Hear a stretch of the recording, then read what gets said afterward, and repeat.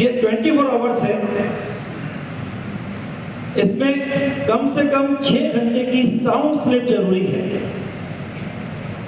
यहां पे कुछ वादे कराऊंगा, 6 घंटे की साउंड स्लीप जरूरी है और 6 घंटे की कम से कम सेल्फ स्टडी जरूरी है।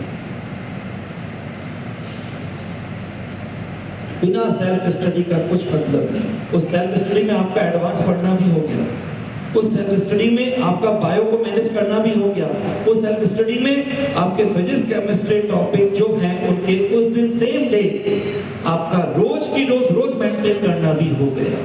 और जब रोज की डोज रोज मेंटेन करोगे तो बॉडी में करंट दौड़ेगा, और जब बॉडी में करंट दौड़ेगा तो बाकी को झटके लगेंगे, आपको नहीं।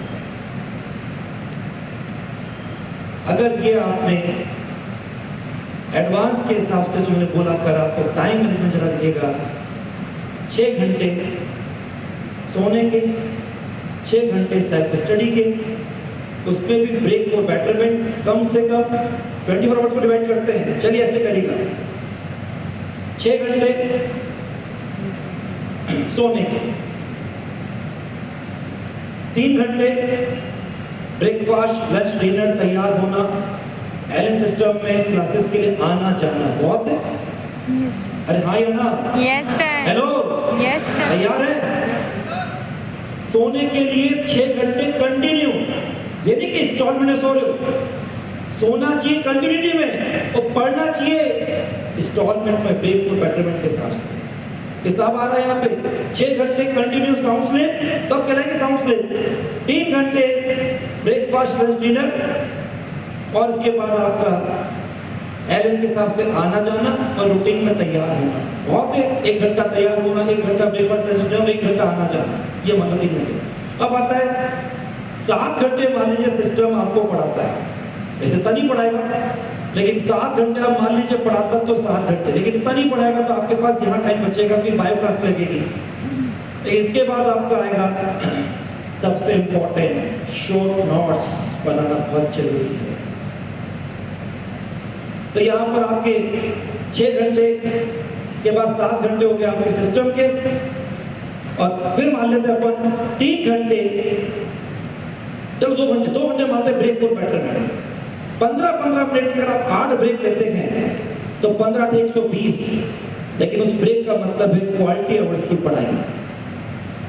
पढ़ाई हमेशा होनी चाहिए क्वालिटी आवर्स की, क्वांटिटी आवर्स की नहीं। तो ये है smart study, break for betterment.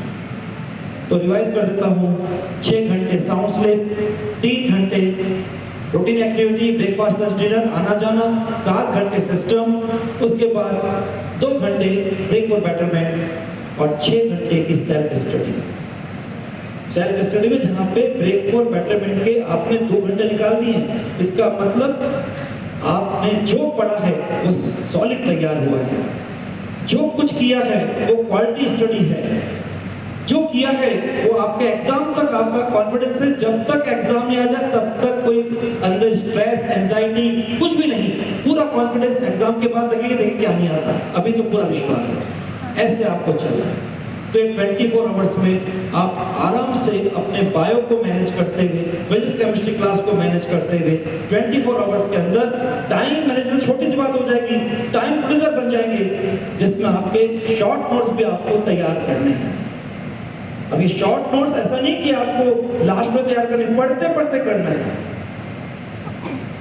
Physics हो कि केमिस्ट्री हो, बायो में तो शॉर्ट नोट बहुत जरूरी है, जहाँ आपका सोर्स एनसीईआरटी भी है, क्लास के मान लीजिए पुराने आपके नोट्स भी हैं, अभी आपको मॉड्यूल मिले वो भी है, और फिर आपके अपने हाथ से।